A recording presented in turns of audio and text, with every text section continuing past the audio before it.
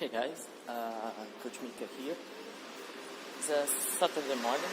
I went out for a small walk, getting some sun, and I will take this to answer to a big friend of mine, Tyrone from Thailand. Big shout out, mate. And he asked me how he can keep his muscle mass without eating any animal protein. Well, for the vegans, vegetarians, non-meat eaters, it's very easy. The principle is still the same. If you are in a calorie deficit, you will lose weight and probably lose muscle mass as well. If you are in a calorie surplus, you will gain weight. It could be fat or muscle. For that, if you don't eat animal products, you have to rely more on carbs, probably, and try another approach to your diet. So, soy can be a good source of protein, but in fact I don't like it. It's filled with GMOs, so do not use it. Rely on more on vegetables like peas. Rice and beans is a very good combination. It will fulfill you with all the essential amino acids, and try to up your intake, caloric intake. Try to be on maintenance level and not to do extremely big cuts. Hey guys, I'm here again. One of the other principles to maintain muscle mass is not only the diet, it's a big role, but strength training. Our body responds to the heavy training like by adaptation. So if you every day lift heavy, your body will get stronger. So if you are in a deficit, they will struggle a little bit to get stronger, but at least you will keep all the strength, or try to.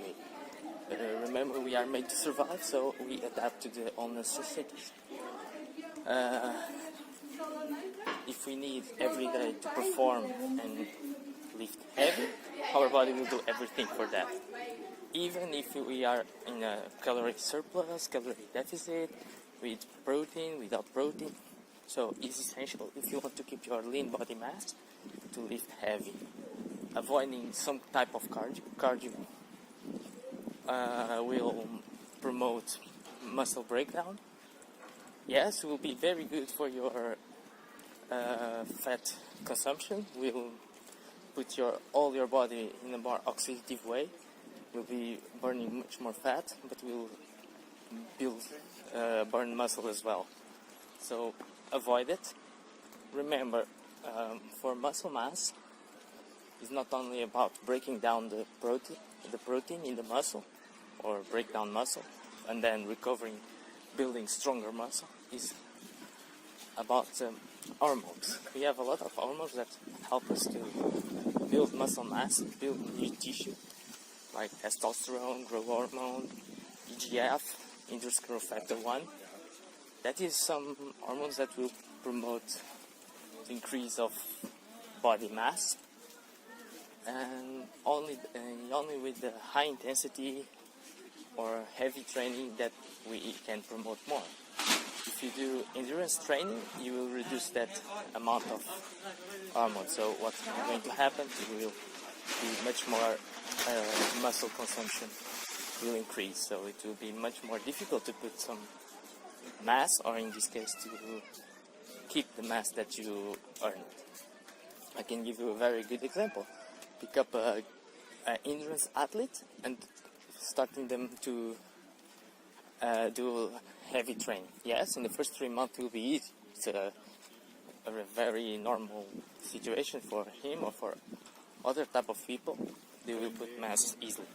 But after 3 months, all the endurance background will stall the development of the muscle, because his body have to readapt again to be putting mass body, for saying that, start to produce hormones to grow up, synthesize all the hormones, start to produce the mTOR, is a muscle activator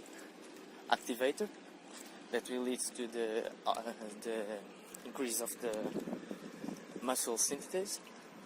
So everything have to become available after the 3 months of working out. So that what's happening is that the body will try to forget how it was.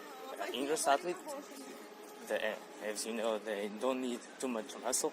Muscle is a way to burn more energy and make them less effective.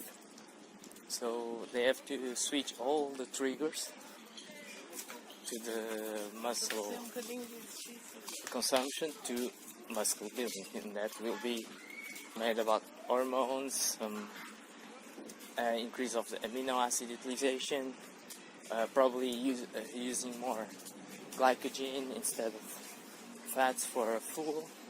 So you have to change completely all the environment at your body to be able to grow muscle. On the other hand, if you have a very powerful athlete, that's a rugby player, football player, some athletes from power sports, it's much more easier if you put in doing heavy weights to grow up faster and stronger easily.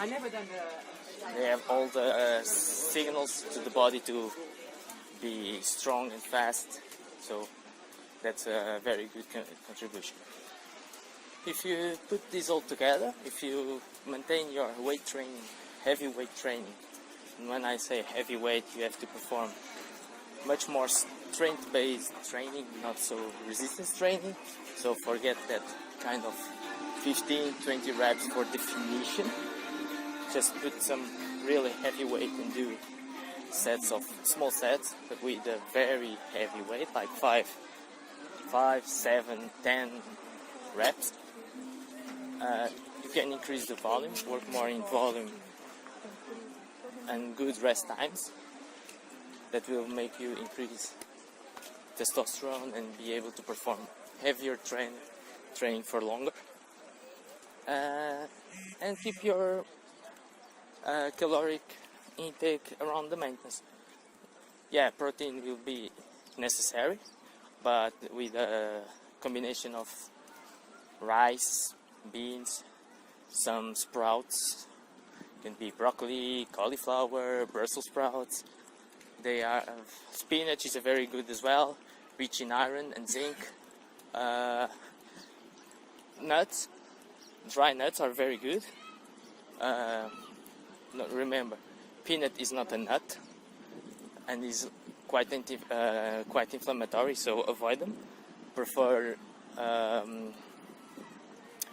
cashew or hazelnuts. They are very, very good.